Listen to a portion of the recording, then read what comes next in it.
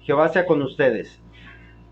Vamos a dar inicio a esta último día de mi guardia. Y bueno, pues nos quedamos con este tema en el tintero de la interpretación. Vamos a concluirlo y yo quisiera aprovechar este momento para preguntarles si tienen alguna duda, alguna aportación o algún comentario, adelante. Además, también les quiero comunicar, mis hermanos, que del estudio anterior que se subió a YouTube, pues el sonido estaba muy bajito por un error que cometí, pero ya está corregido y ya si lo checan ya está en el sonido normal. Así que bueno, pues Mano, sí, adelante. yo tengo una pregunta. En Sí, todo este tema que has comentado, no has dicho pues varias cosas de la interpretación de la Biblia, en el cual ajá, dijiste tú que la Biblia está el secreto de la vida inmortal, sí, también está la condenación de la vida sí, mortal. sí. Y tú dijiste también que un tal Lutero Galvino, ese era sacerdote o en la iglesia o Calvino, algo. Calvino, Ajá, Lutero y porque sí, Calvino. sí. Bueno, estos Entonces, son los de la Reforma. ajá, porque dijiste, bueno, también comentaste que se buscaba un significado directo, sencillo, en el entendimiento del Espíritu Santo. Y dijiste, el Espíritu Santo nos guiará porque debemos de entender el mensaje de la Biblia. Ahora yo te pregunto, ese mensaje de la Biblia, que es el importante que debemos de saber, pues te pregunto, ¿cuál es el mensaje más importante? Porque pues yo leyendo la Biblia, pues para mí, pues hay muchos mensajes importantes que hay, como por ejemplo, el que dejó Jesucristo, ir y hacer discípulos a todo el mundo y predicar el evangelio a toda criatura. Pues otras, como amarás a tu prójimo como a ti mismo, o sea, y sin fin, hay varias así. O sea, para ti quiero saber que me digas cuál es el mensaje, el que nos va a salvar si leemos las escrituras. Bien, bueno, es una pregunta muy interesante, pero ahí mismo está la contestación. ¿Se acuerdan que dijimos que la Biblia tiene un propósito por sobre todas las cosas, independientemente del propósito que perseguía cada libro, cada autor? Y acuérdense que ese propósito es que nosotros alcancemos la vida eterna. Y al mensaje que trajo nuestro Señor Jesucristo, el Evangelio quiere decir, alegraos que el reino de los cielos se ha acercado a vosotros. Ese es el mensaje. Que estemos seguros que es el camino correcto que nos va a llevar al reino de Dios. Ahora bien, ciertamente hay una serie de mensajes, hay una serie de enseñanzas, de guías que vamos a aplicar en nuestra vida. Y precisamente la tarea nuestra es de discernir sobre cada uno de los mensajes. Por eso, muy bien, mi hermana Gloria, me parece excelente tu pregunta y el interés que pones por lo siguiente. Mira, ahorita está viendo aquí, ya vamos a partir de la interpretación y vamos a dejar la justificación, el por qué llegamos a este punto. Aquí en la interpretación que estamos viendo ahí, y que precisamente surge tu duda de quién es ese famoso Lutero y Calvino, bueno, eso es lo de menos. Miren, todo eso a veces resulta ser adorno, paja o como las cajas donde guardan lo más importante, pero que aunque sean muy bonitas, realmente el contenido es lo importante. Aquí en estas escuelas o método es una de las tantas investigaciones que se hicieron, que puede haber muchas más, ciertamente. Pero en términos, por eso le decía, en términos muy generales, hay, en términos muy generales, estas escuelas o métodos de interpretación es la alegórica y la textual contextual. Y bueno, la alegórica se centra en el sentido figurado para suavizar el mensaje. ¿Esto qué quiere decir? Que a veces es como se les da la Biblia a los niños. A los niños se les enseña de una manera muy suavecita, tal vez utilizando alegorías o figuritas para que ellos puedan entender mejor o que no sea tan impactante muchas cosas que vienen escritas en la Biblia. Ese es el alegórico. El textual contextual se centra en lo literal y esto dice aquí, para contrarrestar la eisegenesis. Ahora, en la parte de abajo donde dice el significado es directo y sencillo, y le añadí ahí que es el entendimiento a través del Espíritu Santo. Esto ya es ciertamente cuando hemos adquirido práctica en el estudio, cuando nosotros nos abocamos a la oración y a lo que el apóstol decía en la fe no fingida, que realmente lo que sintamos, que nuestro Dios lo va a saber, claro que lo va a saber porque nos conoce. Y cuando nosotros nos abocamos a la lectura o al estudio de la Biblia en esos términos, crean lo que es como una luz, se nos va a empezar a iluminar el entendimiento y vamos a empezar a ver cosas muy hermosas, muy edificantes y también cosas realmente maravillosas a través de la lectura de la Biblia. Por eso entonces, yo me centro aquí y hoy vamos a ver precisamente lo que quiere decir, a lo que se refiere con esos términos de eisegenesis. Miren, vamos a ver, vamos a partir de aquí. Dice en Hebreos 5:12 del 1 al 4, porque esto lo dice en esta carta y dice, porque debiendo ser ya maestros, después de tanto tiempo, tenéis necesidad de que se os vuelva a enseñar cuáles son los primeros principios de las palabras de Dios. ¿Sí? Esto yo creo que no debía haber ningún problema si todos los días nos recuerdan los primeros principios, son muy hermosos. Dios nos creó, nos dio la vida, nos salva, nos da alimento, nos protege, nos guarda. Bueno, eso es la fe en Dios y su palabra. Dice, pero, y habéis llegado a ser tales que tenéis necesidad de leche y no de alimento sólido. Esto quiere decir que a veces eso puede tornarse en una necesidad. Y nos olvidamos pues de crecer. Nos olvidamos de avanzar más y eso es muy bonito, estar orando, alabando al Señor, claro, pero nos podemos quedar ahí. Ahora bien, dice, porque todo aquel que participa de la leche es inexperto, ¿sí? En la palabra de la justicia. Y ese es el problema. No hay ningún problema. Yo creo que es muy hermoso que escuchemos esas palabras y que las participemos. Pero no podemos quedarnos ahí, porque nos hace que nos quedemos como niños pequeños. Y como dice aquí, inexpertos en la palabra de la justicia, porque es niño. Pero el alimento sólido es para los que han alcanzado madurez, para los que por la costumbre tienen los sentidos ejercitados en el discernimiento del bien y del mal. Ya avanzamos. Ya vamos a empezar a emitir juicios y sobre todo los más importantes son los que emitimos hacia nuestra propia persona. ¿Sí? Empezamos esta serie de estudios analizando esas palabras y empezamos con una muy importante, que era la honestidad, y la honestidad hacia nosotros mismos, y que va acompañada de la disciplina, para que nos disciplinemos. Acuérdense lo que dice el apóstol, venzo mi cuerpo y lo pongo en sujeción. ¿Para qué? Para que yo tenga el control y no sea mi cuerpo, no sea porque me gusta esto, me gusta aquello, me siento bien así o no me siento bien así, y eso sea lo que me haga actuar, sino que yo decido cuándo voy, cuándo no voy, cuándo salgo, cuándo entro, porque yo tengo el control. Y de eso es de lo que se trata. Entonces, bien, entonces, para esto, mis hermanos, aquí vamos a entrar a esto. ¿Cómo se logra? ¿Cómo lo podemos hacer? Y aquí yo quiero que quede claro esto.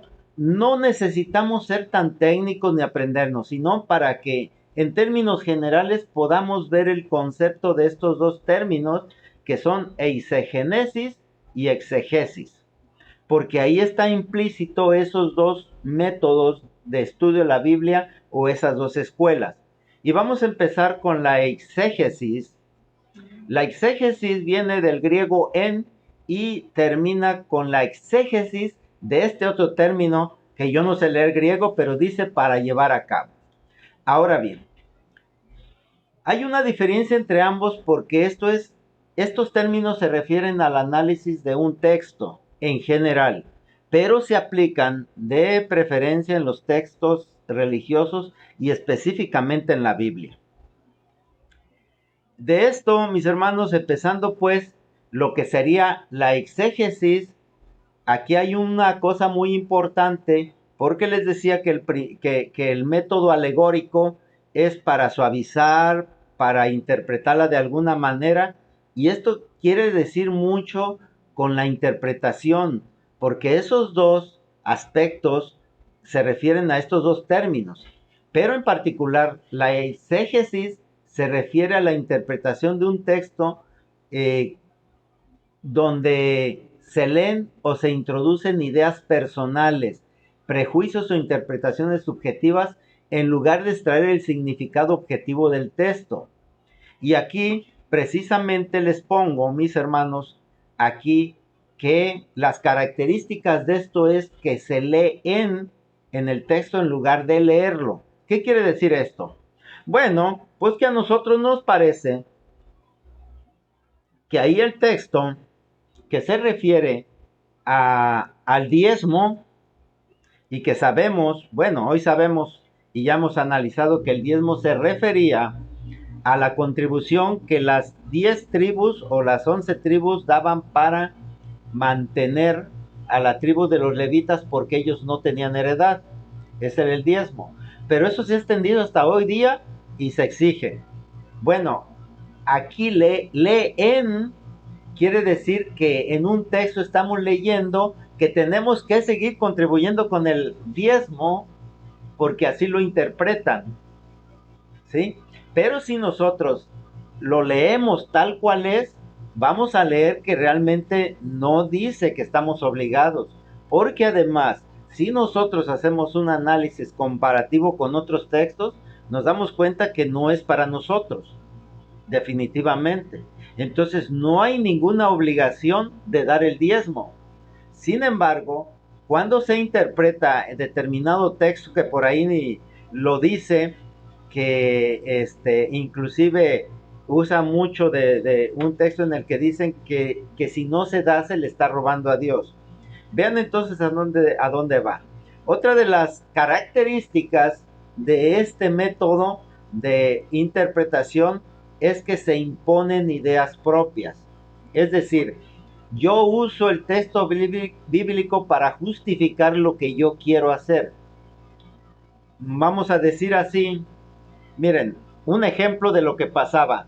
Antiguamente en nuestra congregación a las mujeres no se les permitía entrar con pantalón, porque se leía en algún texto por ahí que que no tenían por qué vestirse como hombres o de hombres. Algo así le interpretaron. Eso era una idea propia. Ahora, si la analizamos, pues a mí me parece que no estaría mal. ¿Por qué? Bueno, pues porque se ven mejor con vestido, ¿no? Pero hay que ser objetivos y no decir que es un mandamiento de Dios, porque ahí se está imponiendo un criterio propio y se está introduciendo en un texto bíblico, en leer en algo de la Biblia. Ahora bien, dice que se le da un enfoque subjetivo, es decir, no se trata de buscar qué dice, sino lo que yo siento que es. ¿Sí? ¿Qué yo siento que es? Y el otro, por último, realmente lo que se ve es un punto de vista personal.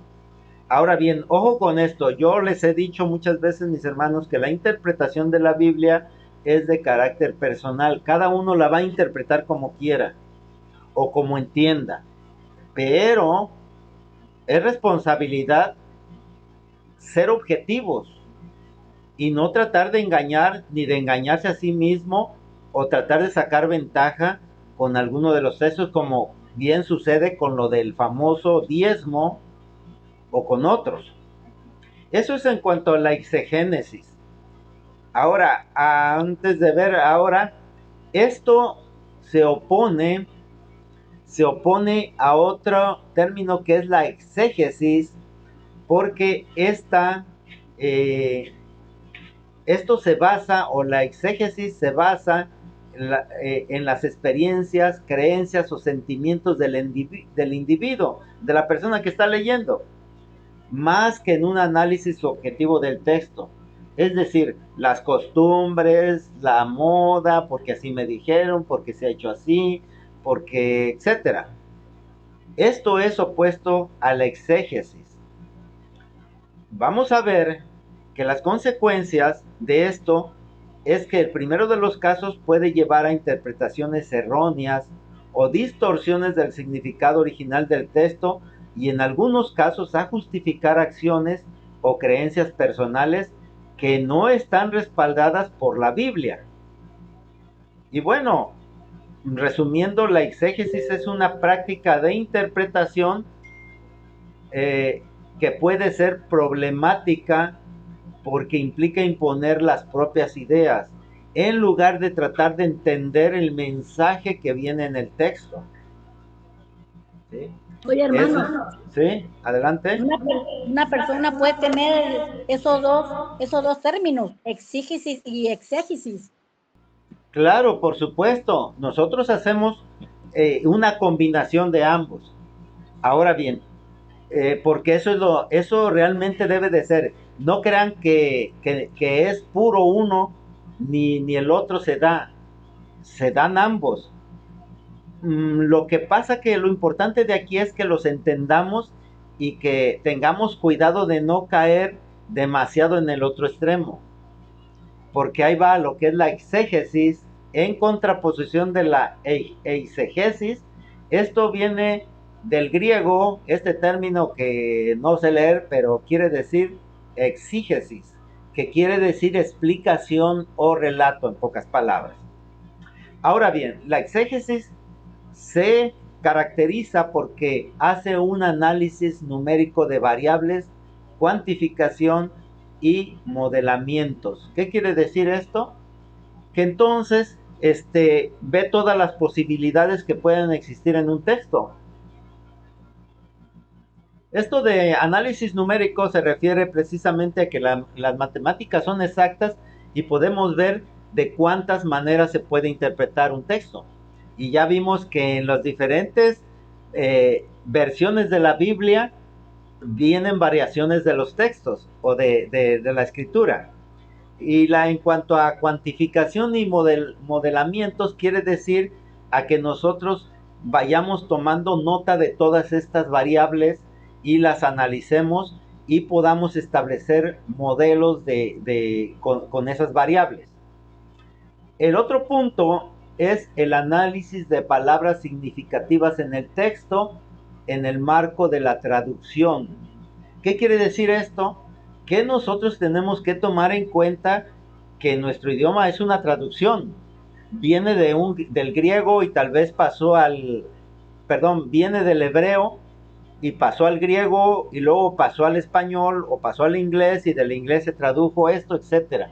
En esas traducciones se puede perder cierta objetividad o puede haber cambio de los términos. Entonces ahí tenemos que tener mucho cuidado cuando revisamos, analizamos ciertas palabras y que a veces son importantes, como por ejemplo cuando se refiere a la vida, a la muerte, a la salvación o al mismo nombre de Dios, porque por ejemplo el nombre de Dios tiene muchas variaciones. Ya se dieron cuenta que en el análisis que hicimos de los textos el día domingo o el anterior estudio, en donde decía uno que Satanás había provocado que David hiciera un censo, y que en el otro texto decía que era la ira de Jehová. Entonces, ahí vemos pues que puede haber, esos serían las palabras claves, Satanás y la ira de Jehová. También es importante ver que debemos hacer un examen del contexto general, histórico y cultural. Esto es importante porque no es lo mismo como era en la época que se escribió el libro a como es ahora. Como ejemplo, lo voy a volver a poner como ejemplo. Cuando nuestro hermano Pablito en el anterior Guardia de Oso Estudio habló de términos modernos y que ahora que de alguna manera podían aparecer en la Biblia, ¿sí? Pero para que nosotros los podamos analizar y entender, tenemos que comprender que en esa época no existían el ciclo del agua, por ejemplo, no se hablaba de eso y de otras cosas. Además, también el ámbito cultural es muy diferente a Israel, por ejemplo, a como es México, muy completamente diferente. Ni siquiera las costumbres son parecidas, etcétera. Además, tenemos que confirmar o hacer una confirmación de los límites de un pasaje. ¿Qué quiere decir esto? Miren, la Biblia originalmente se escribió de manera continua y de derecha a izquierda. Además, no tenía vocales. Imagínense leer así. O sea, las Biblias no están como ahora en versículos, en textos. Me doy cuenta que a veces nosotros nos abocamos a veces a analizar un texto y tenemos que meter todo el texto de un versículo completo. Pero ese fue un criterio de alguien que la separó y los hizo así. Si se han dado cuenta que cuando yo les pongo algún texto, mis hermanos, este aparece, lo pongo en dos versiones de la Biblia. Y se dan cuenta que en la segunda Biblia, este, eh, en la segunda Biblia aparece, aparece a veces unidos dos o más textos. A ver, miren, ahorita les puse por ahí uno y déjenme ver. Mire, por ejemplo, aquí, si están viendo en la traducción de la Reina Valera 1960, el versículo 32 y 33 están separados. Pero en esta Biblia, que es traducción al lenguaje actual, están juntos los versículos 32 y 33. ¿Sí? ¿Esto qué quiere decir? Bueno, que precisamente como estábamos viendo en este sentido, los límites de un pasaje pueden variar, no necesariamente es como está en el texto. Y por último, y esto me parece muy importante, que es examinar el contexto dentro del texto. ¿Qué quiere decir esto? Que nosotros vamos a extendernos un poquito hacia atrás y hacia adelante cuando estemos analizando un versículo. ¿Por qué? Bueno, porque ahí puede aclararnos de qué se trata. No lo que nosotros creemos o como lo queremos manejar. ¿Sí? Sino de qué se trata, qué es lo que nos trata de decir ese texto. Y entonces en todo esto, bueno, aquí como le ponemos la exégesis, es lo opuesto a la exégesis. Y como bien mi hermana Gloria tú afirmas, efectivamente, cuando nosotros estudiamos, analizamos la Biblia, estamos utilizando tanto el método alegórico o la exégesis como la exégesis. Las dos cosas. En unas, tal vez venga, inclusive, quiero que entendamos esto claramente.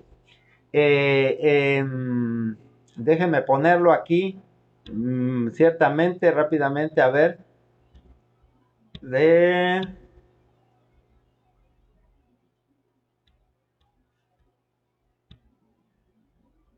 Miren, aquí en Pedro dice que la escritura no es de interpretación privada, porque la profecía no fue traída por voluntad humana, sino que los santos hombres de Dios hablaron siempre inspirados por el Espíritu Santo. Si ellos, y de igual manera eso quedó plasmado, es lo que el Espíritu Santo les inspiró, y por lo tanto, para entenderlo, tendría que ser a través del Espíritu Santo, entenderlo de verdad. Porque yo cuando estoy haciendo este estudio e investigando, veo que hay muchos que hablan de la verdad. Y permítame decirles, yo no puedo juzgar y decir que lo que dicen no es la verdad, pero yo creo que es algo muy serio y que pues cada quien debe de tomarlo con ciertas reservas, porque es la vida eterna la que está en juego. Si nosotros nos vamos con una mala interpretación, una equivocación, nos podemos ir por el hoyo. Además, también si nosotros nos equivocamos en nuestra propia apreciación, va el mismo resultado. Así que entonces, como decía, como dice aquí en este texto muy hermoso que a mí me parece maravilloso, en el cual dice que la Biblia o la palabra profética, toda la palabra de Dios es como una antorcha, no es la luz, es solamente una guía, que es todo lo que tenemos aquí en esta vida hasta que aparezca la luz. ¿Y cuándo creen que va a aparecer la luz? ¿Cuándo será esplendor?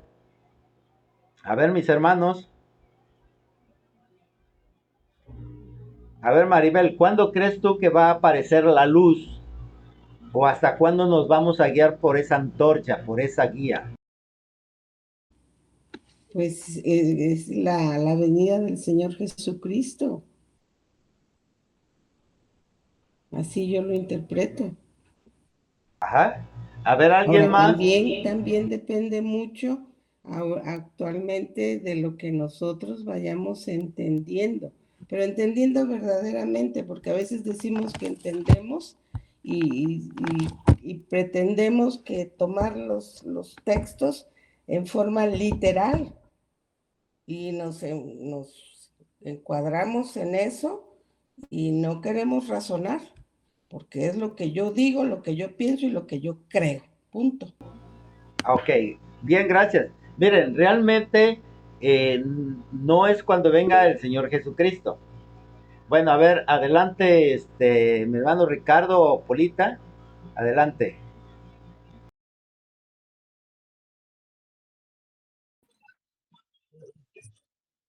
Jehová sea con ustedes.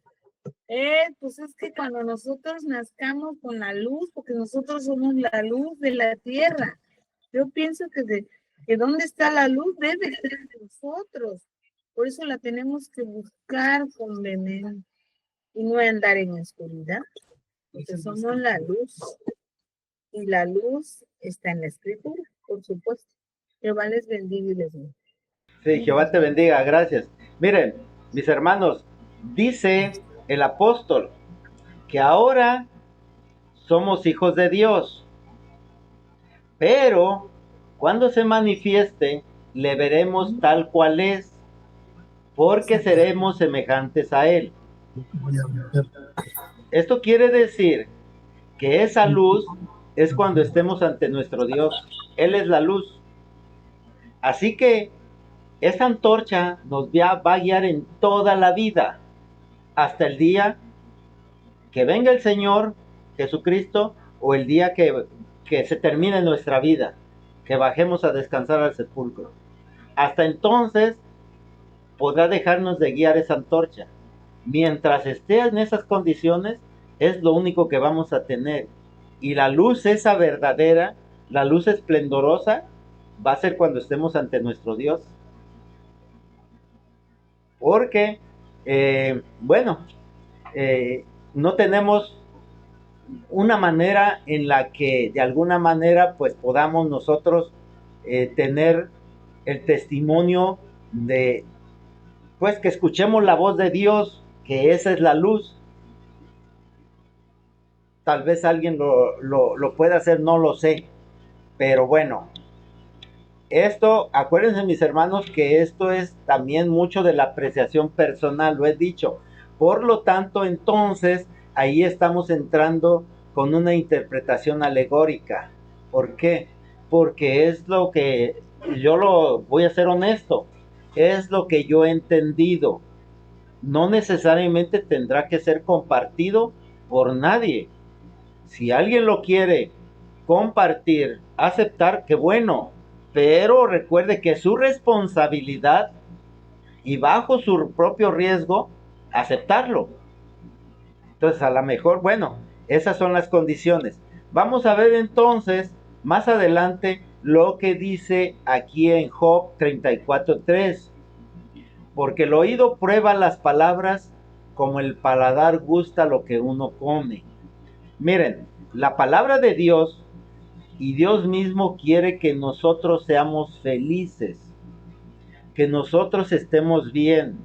Es un Padre amoroso que nos dio de bendiciones y cuando creó al hombre lo bendijo y le dio potestad sobre todo lo creado a su alcance. ¿Ustedes creen que un Dios, un Padre así, querrá el mal para sus hijos? Yo creo que no. Entonces, cuando nosotros sentimos que en la Biblia nos pide que suframos, nos pide que tengamos aflicción y dolor, yo creo que ahí es como el alimento que estamos probando y no es benéfico a nuestra salud, o cuando menos no nos va a caer bien, como dice aquí. Entonces, siempre la palabra de Dios va a ser para darnos plenitud, aunque a veces no nos gusta el buen alimento. Nos gustan lo dulce, nos gusta lo salado, lo picoso, porque así estamos acostumbrados, pero no nutre, no alimenta. Entonces, claro, que créanlo, que la palabra siempre nos va a beneficiar en todos los sentidos. Y bueno, vamos allá para concluir con esto, estos 3 textos de la carta de Santiago. Los comento rápidamente. Dice el primero: por lo cual, desechando toda inmundicia y abundancia de malicia, recibid con mansedumbre la palabra implantada, la cual puede salvar vuestras vidas, vuestras almas, perdón. Pero sed, ahí viene lo interesante, sed hacedores de la palabra y no tan solamente oidores, engañándoos a vosotros mismos. ¿Sí? Aquí es importante esto. Hay que recibir la palabra, muy hermosa, todo lo que nos dicen, pero no se trata nada más de escuchar, sino de hacer, y no nos engañemos pensando que con eso ya cumplimos. No, se cumple hasta que la palabra funciona en cada uno de nosotros. El otro, Santiago 1:25 dice: mas el que mira atentamente a la perfecta ley. ¿Cuál es la perfecta ley? La de la libertad, y persevera en ella, no siendo oidor olvidadizo, sino hacedor de la obra, este será bienaventurado en lo que hace. Cuando se hace con plena libertad, no porque nos presiona algo o alguien, sino porque lo queremos hacer, no porque me lleven a fuerzas o por la necesidad o las circunstancias de la vida. Miren, les voy a poner un ejemplo y perdón que lo ponga, pero es necesario. Puedo dar testimonio de muchos que han llegado queriendo allegarse a nuestro Dios porque tienen una necesidad, porque están enfermos, porque hay algo grande, y al rato cuando ya no tienen ese problema se van y se olvidan. Eso es lo que se refiere aquí el apóstol Santiago. ¿Sí? Y el otro verso, que es Santiago 3:1, dice: hermanos míos, no os hagáis maestros muchos de vosotros, sabiendo que recibiremos mayor condenación. Ojo con esto, el que tiene más puesto es más responsable. El que más recibe, más se le va a pedir. Acuérdense que de los talentos, al que era un talento y entregó solamente uno, y bueno, nomás le pidió uno a su señor, pero el de los 5 talentos tuvo que entregar 5 talentos. Entonces, entre más recibamos, entre más pretendamos ser, mayor responsabilidad y más riesgo de caer en errores, en condenación. Entonces tenemos que ir con mucha precaución y tratando de ser muy objetivos. Y por último, esto es muy importante y con esto voy a concluir ya el tema de la interpretación y esta primera parte de el análisis o de para entender la Biblia. Dice Santiago 4:10: humillaos delante del Señor y Él os exaltará. Y de aquí, si recuerdan, el triangulito era honestidad, disciplina o autodisciplina, que nos llevan a que seamos capaces de ser humildes. Mientras nosotros no seamos totalmente honestos con nosotros y no nos autodisciplinemos, va a ser muy difícil que podamos tener esa humildad necesaria para estar delante del Señor y ser exaltados. Entonces, ya tenemos los elementos con que trabajar y tenemos esta guía. Mis hermanos, bien, rápidamente les daré unos, un poquito de tiempo para que si alguien quiere ahorita, eh,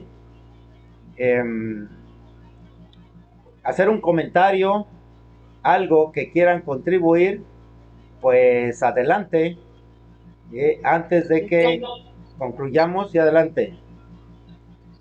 Jaime, yo sí quisiera, pues no es vanagloria, pero de verdad te quisiera, pues, ¿cómo te diré? Admirarte. Esto que hiciste hoy de la oración, ojalá lo pudiéramos hacer tiempo, nada más que al final a nosotros se nos fue, creo, no sé, porque ya habías terminado de la oración y ya no oíamos nada, yo seguía orando, pero digo, no, ya vieron que éramos nosotros, ya vimos aquí, pero para eso roban tiempo de lo que tú quieres hablar y no sé si nos podemos extender un poquito más para que escuchemos todo lo que traías para hoy. No sé si lo hagan para la próxima, pero eso de la oración es muy importante y qué bueno que lo hiciste así. Verdaderamente te felicito. Jehová te bendiga y te guarde. Bien, Jehová te bendiga y te guarde, mi hermana. Bien, gracias. Bueno, Oye, hermano, siempre, perdón, la sí. primera de Santiago que dijiste, ¿cuál es? O sea, la de antes de uno de 25, o dijiste la primera, no, es que no la apunté.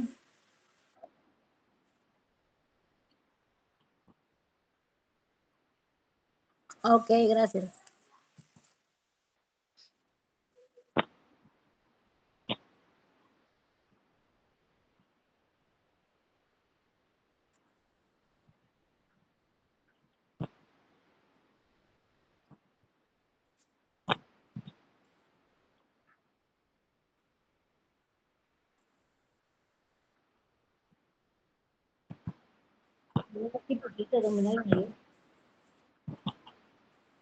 También ore por los demás, ¿no creen? Esa es la idea. Bien, mis hermanos, pues voy a hacer entrega de la guardia. Que Jehová les bendiga y les guarde. Jehová.